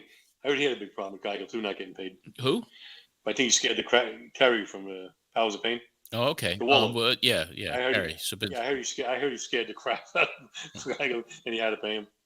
Yeah. You don't mess with a guy with 6'5", 330 pounds. No, who had the roid rage that he had. Right. Well, we didn't have any problem with him. He's a very nice guy, Hey, listen, we were on tour with him, right? We went to Southeast Asia. He was part of the crew. Yeah. Beautiful guy, and unless he was hungry or wanted to work out. That's what they told us. Make sure he eats before he gets in the ring. Yeah. Come on, when are we going to eat? Yeah. He ate like 5 times a day. But, when you're on that much sauce and you're training like that, and to keep that physique, you got to eat. You got to put in a lot of calories. I always tried to keep him happy. Yeah. And they were no problem. They were nice guys. I love those guys. They did great on the tour. Yeah. Yeah. We have some really good stuff that'll come up towards the end of your run with them too, because you bring them on, you have them talk about stuff. You do a good job with them. I do have a question for you because it's timely. You talk about working with the Samoans, and you talk about the Wild Samoans even being on that show. Do you have any stories about them? I mean, Sika just passed away just a couple weeks ago. Yeah, I was sad to hear that. We worked with Offer and Sika once on a local show in, I think it was Pennsylvania or Jersey. And this was the first time we got in the ring with these guys. And, we knew what legends they were. And we weren't scared of them, but we were kind of nervous because, of their background. So at one point in the match, my brother stepped on one of his feet. They didn't wear boots in the ring. He left a handprint on my brother's chest for 3 days. Oh, no. And then we were overseas on a trip with Teddy to Germany. And I guess we had a flub in the ring, and I nailed him in the head, and I nailed him in the nose. He had a bloody nose, and he was bleeding all over the place. And about 2-3 days later, he hit me an elbow on the hand. I had a bone bruise for 6 weeks. But, we were young guys. We didn't know any better. Sometimes you make mistakes. It was a little receipt he gave you. Yeah, exactly. But they were pleasure. They were pleasure to be around. They were very respectful guys. They had fun and stuff like that. You learned a lot from them in the ring? Legend. I'm sorry? Did you learn a lot from them in the ring? I mean, them being a tag team much longer than you were when you got started. Yes, we did. To tell you the truth, you learn something every time you're in the ring with somebody different. But when you get in the ring with legends like that, you just listen, pay attention, and watch what they're doing. And you don't ape what they're doing, but you learn from what they're doing. Yeah. Because, everybody does things a little differently. And you want it because everybody doing the same would be boring. Yeah. So we did learn from them. We learned from the Moondogs. We watched the Bulldogs in action.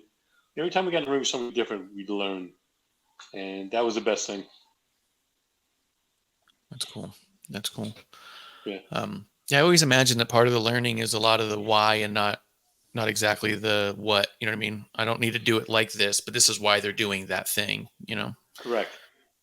There's a reason for everything, and you learn what the reason is while you're in the ring with these guys. Yeah, that's cool. Yeah, when I heard that, and it occurred to me because it just happened. I was like, I wonder if you have any. It's a shame I heard that he passed, but those guys put a lot of miles on their bodies over the years. What a legacy they left, and look at their lineage and that whole family. Amazing. Exactly. Yeah, exactly. Yeah, we worked for a couple of shows in Pennsylvania, I think in Philly, and it was interesting. Every match on it had a Samoan on every match. That's cool. So many of them. So there's like 7 matches, and every match got a Samoan on. I was like, you guys got anybody else? Hey, before you know it, that's happening today. The WWE. Yeah. I mean, we saw Rodney before he swelled up back then. Oh, yeah. And then we saw him out here. We're like, are you the same kid? Yeah. And just for the fun of it, do you remember working with Brian Donahue? Yeah. Local stuff. Yeah. Because he was a Tendler guy. Yeah, I don't remember anything in particular, but we got in the ring with him. You don't remember any cool stories or anything about that? Because just because last week John on the show was putting him over so heavily as he's like thinks he's going to be a next big thing, and he talked about how he could have been a lot bigger if he just didn't get in his own way. But I think he could have been a lot bigger if he went a different path that he took. Yeah. Because I know he's married, he had kids, and he wanted to stay close to New York, so he went to Stanford and ended up on the bottom end instead of taking his time and going around the huge circuit and making a name for himself before he went over there. But, you do what you got to do when you got a family. Yeah, makes sense. I mean, he did very well in the acting.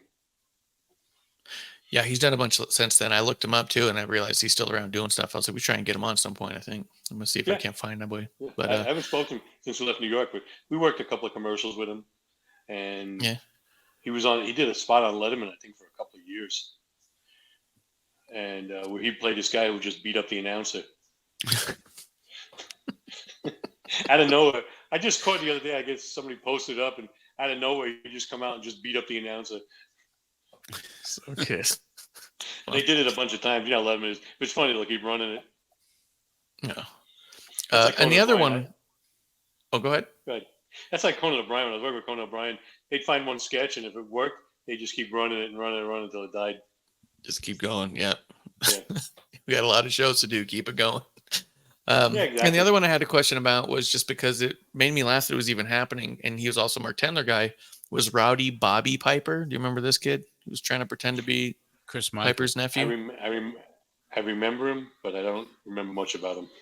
I remember him appearing at a couple of Tendler shows, but I can't say I remember anything that sticks out. All right. I was just curious because it made me laugh. Yeah. I think we saw him in a couple other local shows as well, but it isn't.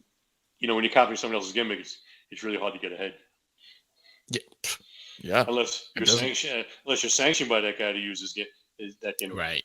Right. So, Getting permission. So do you remember this deal with John you guys were trying to do? He was going to manage you. Like, was it something you guys wanted to do long term, or you just wanted to do it for like 1 or 2 shows? We didn't know. We didn't know. We just, he just came and said, I want to manage you guys. Said, okay, let's give it a shot, see what happens. We made him buy his cheeseburgers to do that, though. That's part of the deal. And milkshake. He had to go out and take it. He had to take it to the local diner, And milkshakes. Yeah. Management's got to take care of the But we people. did do it. It was kind of cool. I guess we'll talk about it in a couple weeks when it happens. But I dressed up like a mafia guy I got some pictures of it, actually. Oh, okay, I'd like to see him. You know what the weird part is? When we were first starting out, every local promoter we went to work for, they had like a manager waiting for us. So we really didn't pay attention to him. Like, he gives this idiot with a coonscat hat on, some guy dressed like a mafia guy, some guy dressed like a clown, some guy with a cane. And then even when Herbert Turbo gave us his manager, that little guy, remember Rick? Yeah. The first manager he gave us. I mean, where do you get these clowns from? But John was a nice guy. He came over and said, let's managers. We'll see what happens. I said, okay. My brother said the same thing, you know. Long Island guys fit with Long Island guys, right? Yeah, it was just it was for fun and to see. I just got on the radio, and it was just kind of like cool because I just loved what they were, their attitude, and it was just kind of a cool thing to do. I had my family there, so it was kind of a private little deal to entertain friends and family. But the crowd actually was a pretty good crowd that night. You know what the best part about the whole thing was? After it was over, John's family didn't shun him like he was the black sheep of the family. They actually took him back in and said, "All right, John did a good job." Yeah, I guess you do have a little credibility. Yeah. No, they just said, "Well, John, it's okay. You manage those two guys. We're gonna look down on you. Come on, let's go get something to eat." Yeah. Let's go. Surprised it didn't end up with the bug. What bug? Donnie Liable. Oh. When he was managing. Surprised you guys didn't end up with him at any point. That would have been a good pairing. The Bug and the Twins. It's weird. All the managers they give us along the road. We just like, yeah, okay. Schultz was going to manage us for a while until he got into the bounty hunting. He was talking about that for a long time because he didn't know how banned he was from the business until he found out how he basically blackballed himself from the business and said, "Well, I'm going to get into bounty hunting." He made even more money bounty hunting than he did wrestling. Yeah, well, he was one of the best there was. You know what it was with that guy? Not only was he that good a wrestler and that tough a wrestler, you could back up what he said. He had the mouth. He could speak. He could do everything, and a lot of wrestlers were afraid of him. Yep. He was one of those guys where it was like, it's like you get in a ring with him or you get in a ring with, let's say, Gene LaBelle. It's like, oh no, here we go again. Shooters. Yeah. I heard, what's the name, when he was out here? Nick Bockwinkel. Same thing. He goes, oh, geez, I've been in the ring with Gene tonight. No, it's going to be a long night. He was a great gentleman. I'm glad we were lucky enough to meet him today. Yeah. When was the last time you spoke to Schultz? When he came out for the CAC. Okay. Sometimes he texts back and forth, but he's kind of he's getting older very now private too. guy. I'm surprised he's actually. Yeah, I'm surprised he's actually going out and doing some of these autograph shows. Unless he must be bored because he's a very private person. Him and the family. Yeah, I'm sure.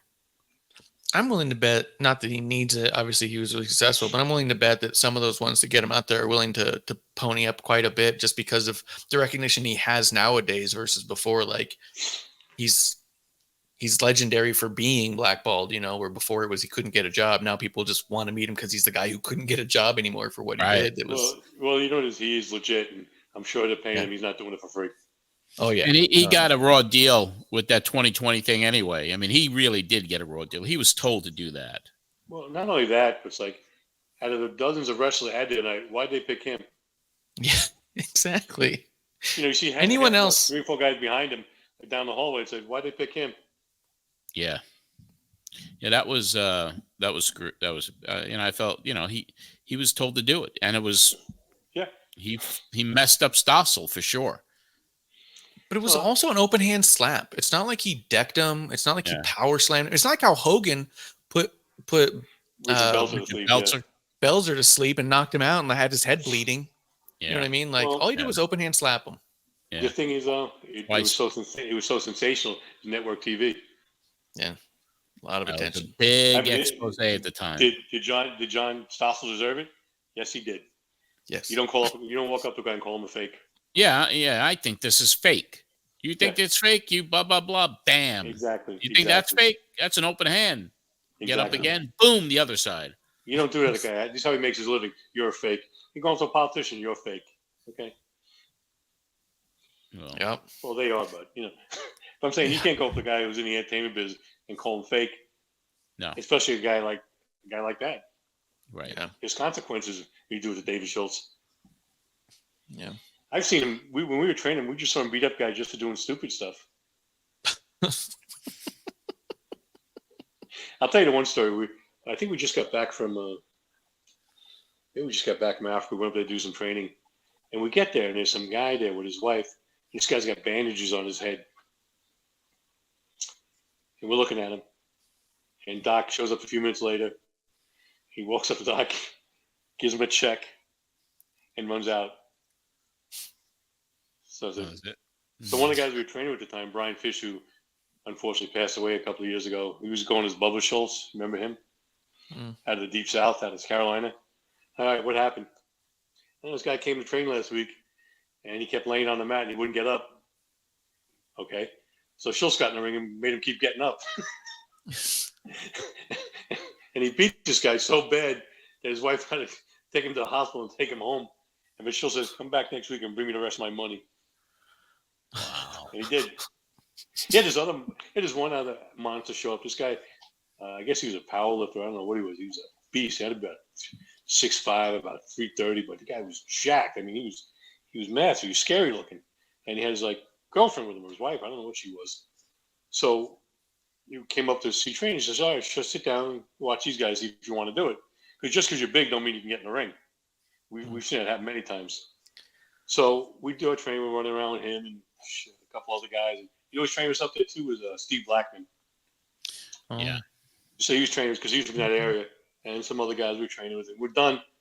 We're going to the locker room. This guy comes in, this monsters, and we go like, "That guy out there, that blonde-haired guy, the trainer. He said he would break every bone and snap every ligament and tendon in my body. Would he do that?" I went, "Yeah."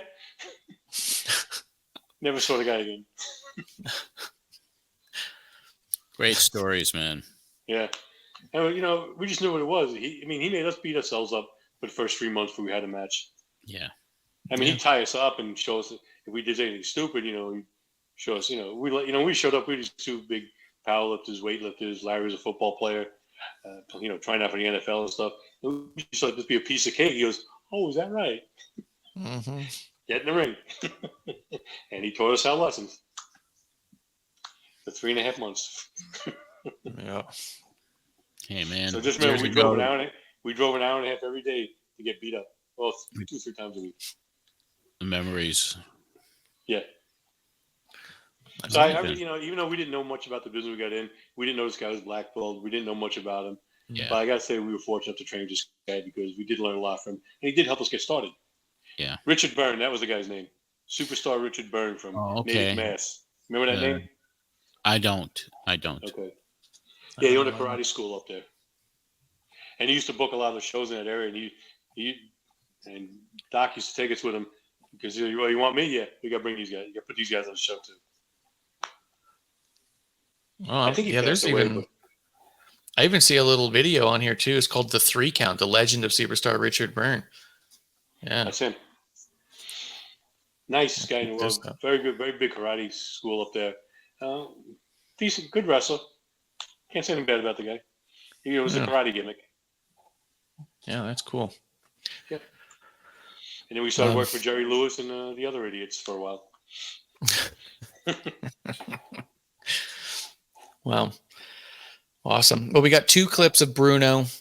Let's knock one of them out and just hear some Bruno talking. You ask him about his early career and stuff. And yeah. Yeah, and then there's a little backstory on this interview as I dove deep and listened to the show again as far as why there was a part 1 and a part 2 and why we had a recut part 2. Hey, let me ask you a question. Can you continue on without me? Yeah. Oh, absolutely. Before you go, do you have any Bruno stories? No, just the one with Tolis, but I'm sure I told you that one already. We're in the locker room when Herbert Turbo show in the Beach Brawl. Yeah. And we're in the locker room. all hanging out, just getting ready for the show. Also, I gotta say, he was one of the most absolute gentlemen I ever met in the business. Whenever anybody says about him, is absolutely true because he was that legendary a man. He really was. Very class act. Like I said, there's only 2 or 3 other guys I met like that. And one of them was Bockwinkel and John Tolis. So he's in there getting dressed. He's taking his shirt off, and all of a sudden we start hearing Tolis yelling at him. You see that?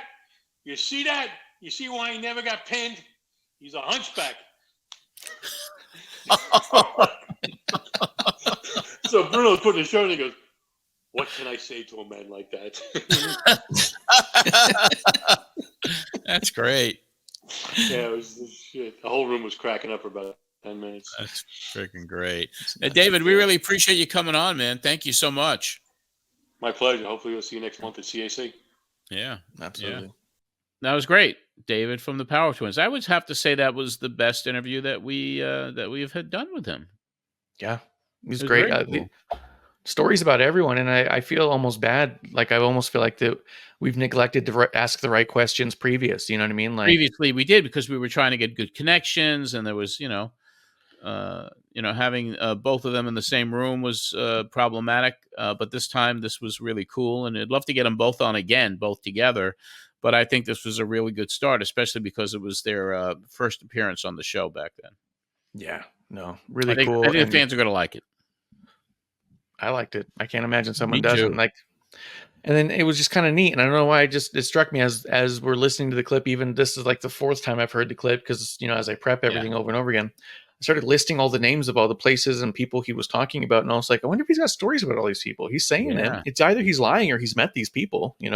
Yeah, that was good. Good line of questions too. That was great. So, but yeah, I can't wait to see him in Vegas. Mm-hmm. All right, you want to listen to the first clip of Bruno? The living legend, yes.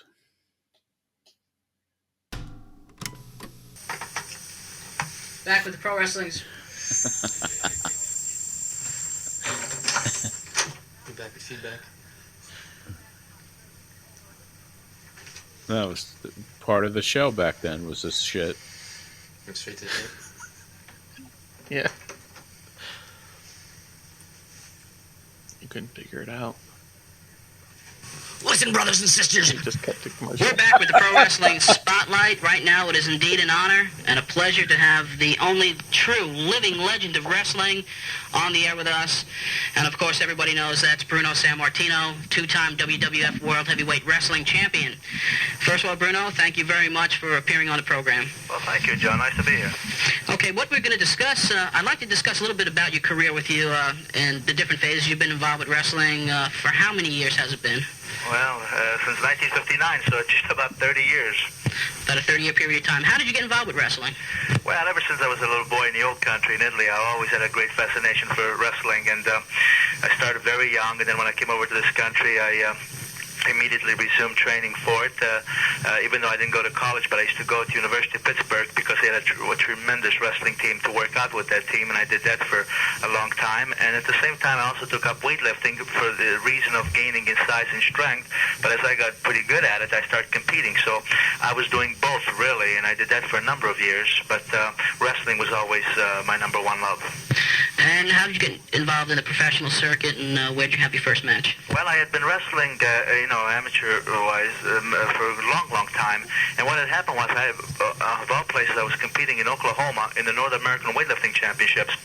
And as I won that, I appeared on the late Bob Prince show. I remember the famous Pirates broadcaster, Bob Prince. He had a television show here in Pittsburgh, and he had me on as a guest where we spoke about my weightlifting accomplishment, and by the same token, he brought up the fact of my wrestling.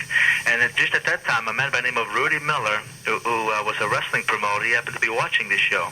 And as he heard of my wrestling experience and my background coming from Italy and all that, that interested him quite a bit, and I was contacted by him, and the next thing I know, I was in Washington, D.C., where their headquarters was, and I was working out with a couple of pros on the mat. They wanted to see just how much wrestling I knew, and I guess they were impressed enough to sign me onto a contract.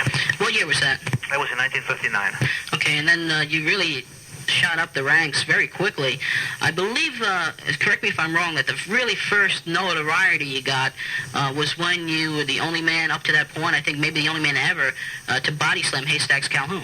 Yeah, that was a big break for me because I was kind of frustrated because when I did turn pro, I found it wasn't that easy to establish yourself.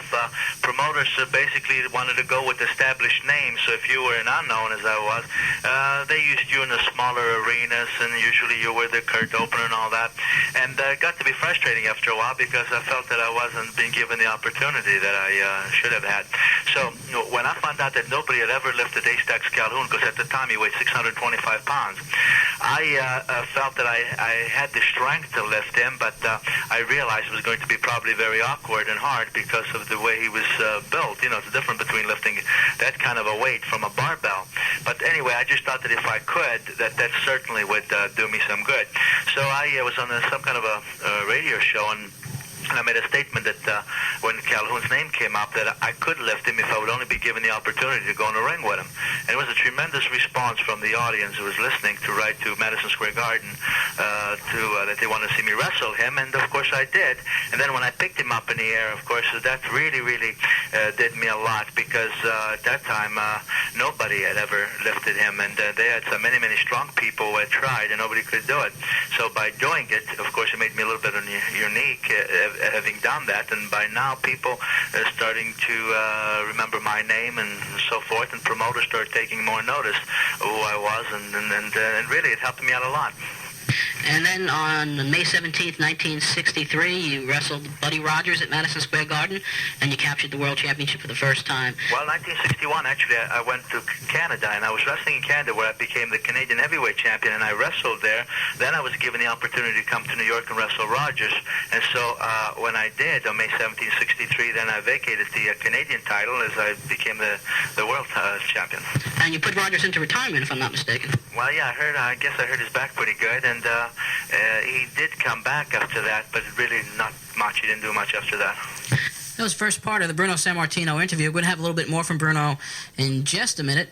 But before I forget, Chris Felix of Brooklyn won the 2 ringside tickets to the big April 28th program taking place at Amityville High School, featuring many of the big TV wrestling names. Yeah, I loved hearing Bruno tell those early stories. Yeah, it was really cool. The idea that, slamming Haystacks Calhoun got him on the map. Yeah, and I was nervous. I had never spoken to Bruno before. Well, I did. I actually did in the 70s, but it had been a long, long time. But just the fact that he was talking to me in an interview format was really special. Very special. Yeah, it's really cool. So how'd you get in touch with him?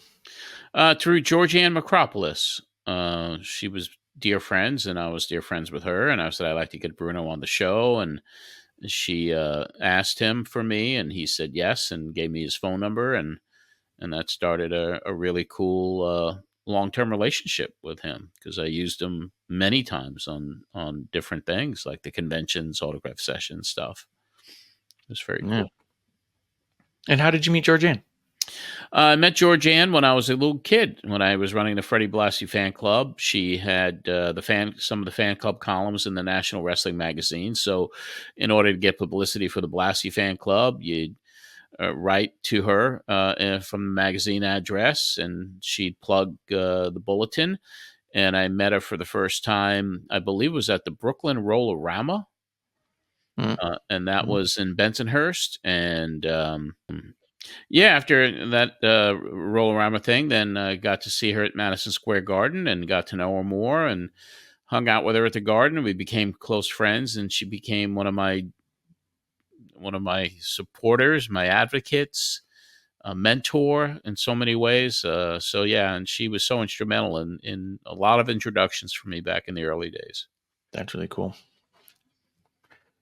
She's also one of those just legendary gems of a person where no one has anything bad to say about her at all. I miss her. I do. But yeah, so you just wanted him on just to have him on.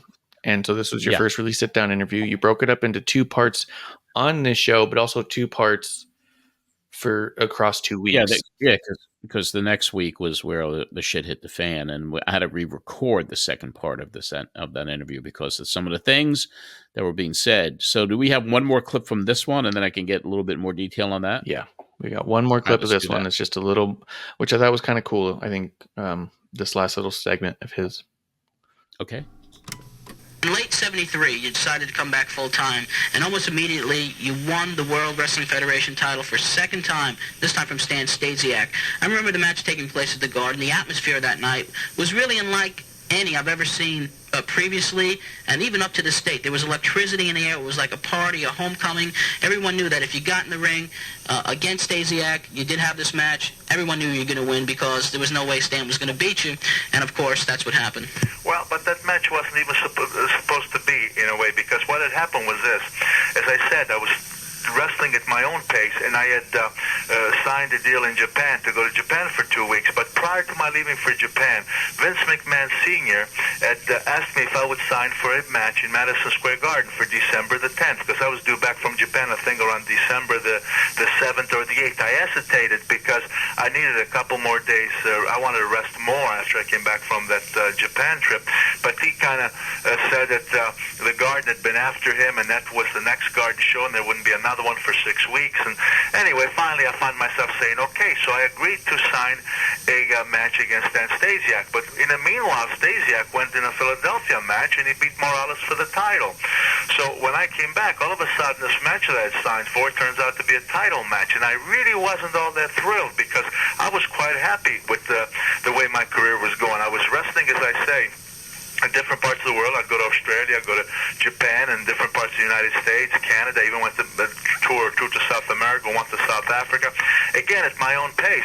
So I really liked it that way. And now all of a sudden, being back in another title match and winning that belt again, it meant the same grueling schedule all over again, which I wasn't thrilled about. And of course, because of that grueling schedule that they had me going 7 days a week and sometimes twice a day, I, of course, in September, beg your pardon, in 1976, April, I think it was, 25th, is when I got my neck broken in Madison Square Garden with Stan Hansen. And so, I always felt that maybe if I had not to recapture that title and had wrestled in my own pace, who knows, that might have never had happened, but who can say. But anyway, I held that title for 4 more years till 1977. And that's when Billy Graham defeated you in Baltimore with a pinfall that's still controversial to this day because you did have both feet on the ropes, if I remember. Yep. But even the second time that you did lose, it must have been even more of a relief that you've had 2 reigns as champion. Maybe it was time to take it easy now. Yeah, because, when I held that title for almost 12 years, and that's a long time to be going at the pace that they had me going in. These guys today complain that the traveling that they do on these planes, but most of the times they wrestle right here. They don't go overseas like I had to. I'd be in Madison Square Garden sometimes on a Monday, and I'd be on Tokyo on Wednesday. I mean, the traveling that I did as a champion, it was really, really ridiculous. I mean, when I hear somebody complain today, I can't sympathize with them because I know what kind of a schedule that I had, and I don't think that any of them really do what I did as far as world travel, because I wrestled, I even wrestled in India, I wrestled in South Africa, I wrestled all through South America. I made many trips to Japan, Australia. I was in New Guinea, Hong Kong, Singapore. I mean, all over. And flying that much and going from one part of the world to another with the jet lagging and everything else, that was really, really rough. That was the first part of the Bruno Sammartino interview, which took place this week. Bruno, a gentleman, every question answered fully. But what really excited me about this interview was just so many opinions that he gave about what has happened to wrestling today and his involvement today. We didn't have the time to fully air the entire interview, so what we're going to do is next week, when our show expands to 2 hours, is have Bruno Sammartino back on with part 2 of this interview, and there's a lot of revelations that you're going to hear that's going to, how can I even say it? You'll be interested, to say the least, in hearing what Bruno has to say about today's wrestling scene.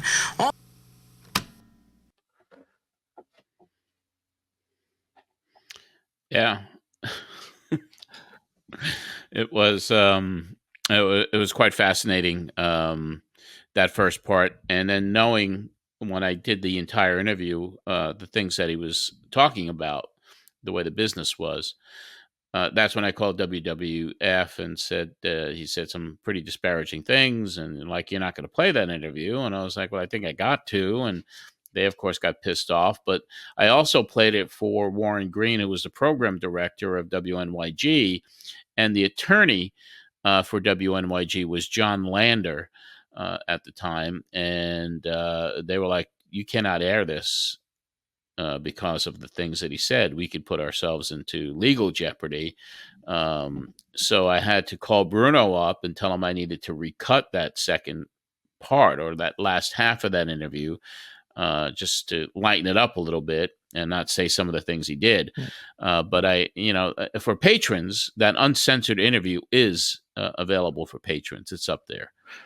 All you got to do in the search engine is just put Bruno Sammartino, and then it will come up, and then the piece of content will come up on your feed, and you'll be able to hear that uncensored interview. It was the original. Now, but you said you had to call him and recut part of it? Yes. So So I had a second part, which was actually a redo to lighten it up, because he was calling McMahon, he was saying things that were, potentially maybe not slanderous, but libelous. Yeah.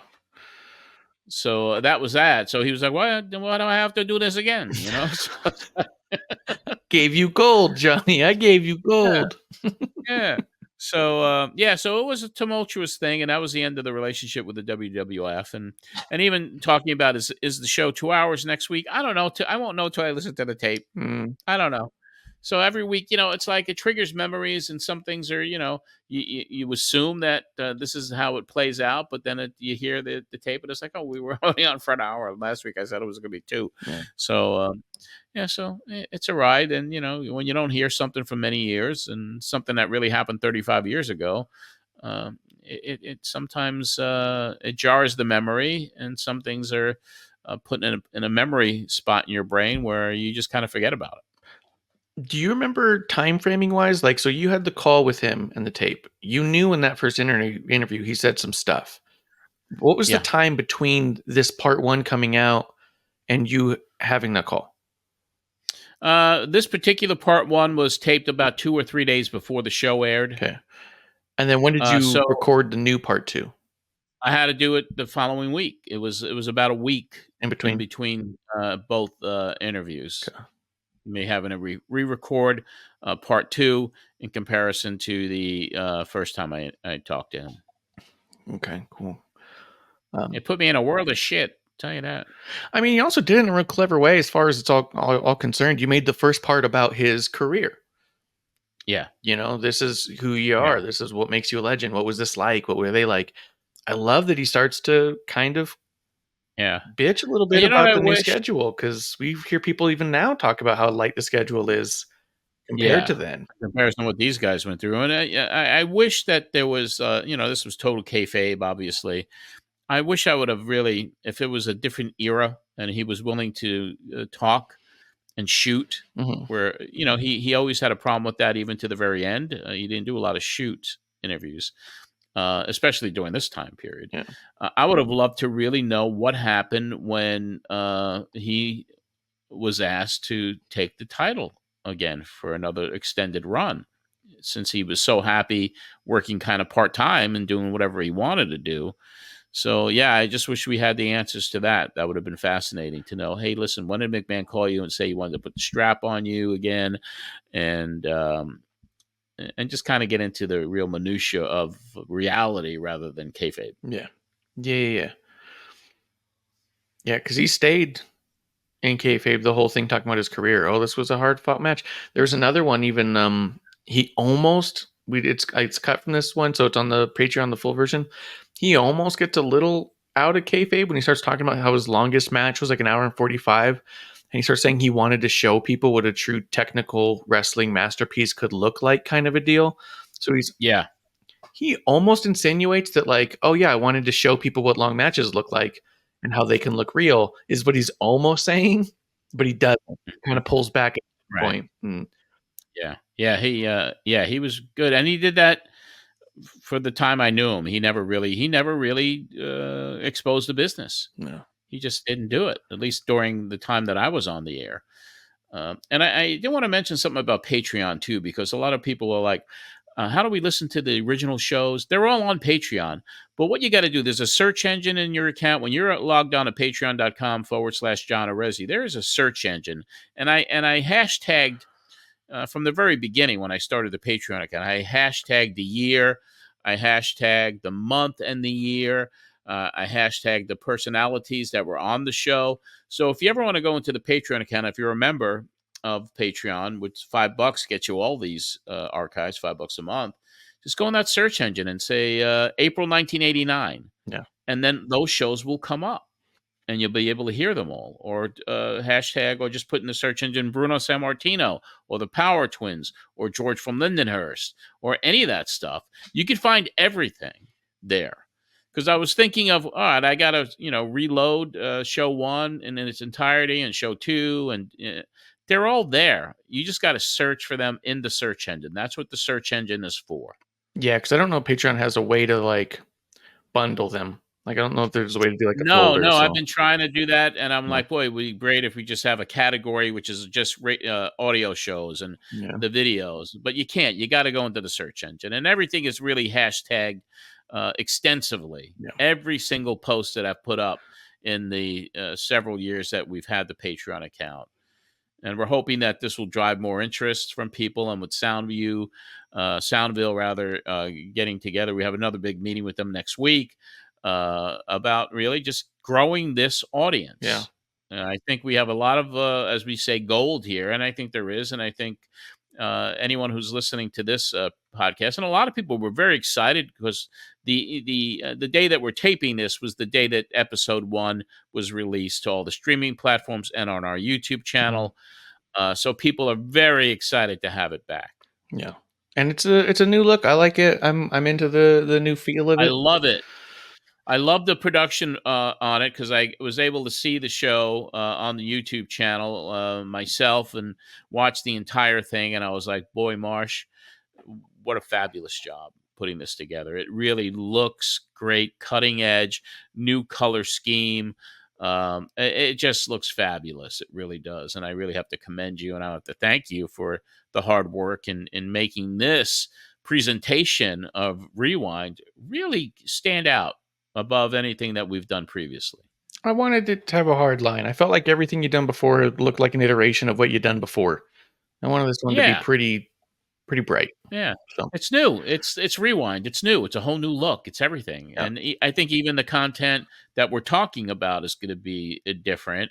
And trying to get the guys like David from the Power Twins and Sonny Blaze and Don Liable and Rob Leonard and whoever else we could find. And I'm going to be transparent. It's going to be very difficult to get the Cactus Jacks on and all these, it's like, it's going to be hard. So if people are expecting, big name guests here, we may get them. We will try. But I think for the history of what we've done, their voices are captured here. And this is how they were in 1989 to 1995. Yeah. And I think people, especially the hardcore listeners of the show, want to hear the backstories. So, will I reach out to George from Lindenhurst and give that a shot? I think I will. Yeah. And TJ, TJ from Deer Park and some of the others, Vinny from West Babylon. And these are people that I know would come on the show. Rock from Lindenhurst, when we get into that era with Jim from Lindenhurst and all those callers that used to prank me and all that stuff, Bruce Jacobs. So I think, telling the story from the real deep inside, because it'll trigger things that I may not remember. And they do. Yeah. So that's why I think this is going to be a good run for everybody. I think anybody we can track down from any of the bus trips as those start to happen later on would be great too, because they're going to remember a lot of those bus trips that you don't, Yeah. I'm thinking about bringing on my ex-brother-in-law because he was such a part of WNYG over all the years. My sister won't do it. She would never come on. But I think my brother-in-law, because he's such a WNYG historian himself, and it was there for many years working there as well. It was like a family thing. It was me, my sister, my brother-in-law. We're all there. Thomas worked in sales, collecting the money from the advertisers, and that was not an easy job. So I am going to reach out to my brother-in-law and see if he'd come on, and I think he would, just to kind of talk about some of the inside stuff at NYG. So yeah, I think people are going to enjoy this ride. I think so. I don't have a clip of it, but the end of the show, you'd mentioned that next week you're going to interview Paulie Dangerously. You're hoping to get Jim Cornette on because Paulie has kicked Cornette from NWA. So you want to get them on the phone together, which if that happens is awesome. But you said that even if you can't get Cornette, you're still going to get Paul. You're bringing on Mark Tender. You got the Power Twins coming back. You ran out of time today for Al Schaefer, as well as your interview for Rowdy Bobby Piper. Yeah. I can only imagine that Al was probably very upset to be bumped by Bruno Sammartino. Yeah, I wouldn't think so. But yeah, I'll listen to the episode or show number 3, and then we'll work on whatever guests we could possibly get on board for it. And it'll be a surprise every week. It really will, because I like the fact that all right, so this episode is now over. We've done it, and now let me listen to the next one, then the next day or so, and then start planning what episode 3 or Rewind will be. Yeah, absolutely. And that's it, that's right? That's it. Good one. Another good one. Really happy we got Dave on. Yeah, me too. And it was really good. It was good. It was a great conversation, great memories, great stories that we may not have, I know we have not ever heard before. So I think fans are going to love it, especially the fans. And they have a lot of fans, the Power Twins, from the listeners of this show. So it'll be great. Marsh, as I do each and every week, plug whatever you want to plug. And you're such an instrumental part of my life now with all the work that we do together. We're together almost every day. Yeah. So, but I know you do other things as well. Yeah, but I mean, a lot of it's become more and more behind the scenes. Even my own Wrestling on the Rocks has become a little bit secondary, just to make sure I've got space and time for everything. Still unpacking the new place, as you can see by my barren walls. But yeah, I mean, Wrestling on the Rocks is still around. We're still kicking. I popped on, I think, last week on one of the other shows. We had like a super show where I had like 4 people on instead of the normal 2. But outside of that, I'm Ref Marsh, and I'm just around. Well, we're happy that you're around, and I want you to enjoy your weekend. And as always, I thank you so much, Marsh. Thank you. All right, that will wrap up this edition of Pro Wrestling Spotlight Rewind. I do want to remind everybody that we have social media. You can follow me on Instagram, on Threads, on X, simply at John Arezzi. We have groups. We have a private group on Facebook for Pro Wrestling Spotlight podcast and radio show. We have the YouTube channel, which is youtube.com /Pro Wrestling Spotlight. We have a public group entitled John Arezzi's Map Memories on Facebook, and a private group there as well. Lots of vintage stuff each and every week. The archives on those social media accounts now are pretty vast as well. And we have that Patreon account, and I would advise you, ask you to go on there and check out what we got on Patreon. And I know for newbies of this show that you will find a treasure chest of stuff, and even those who have been with us since the very beginning. There's so much content up there that you could spend months on there and not get through everything that's on our Patreon account. So we appreciate that. We want to thank our Patreon executive producer, Joe Holloway, and all the patrons for your support, helping with the production costs for this show. Thanks again to Marsh, our co-host, creative director of this program. And we do have a sister podcast as well, which is called Map Memories from Madison Square Garden. That comes out once a month, and it basically goes back 50 years to the house shows that I attended as a kid at Madison Square Garden. So we're right in the middle of 1974 there right now. So check that out on all your podcast platforms as well. Until next time, when we relive more history with you, this is John Arezzi for Pro Wrestling Spotlight Rewind.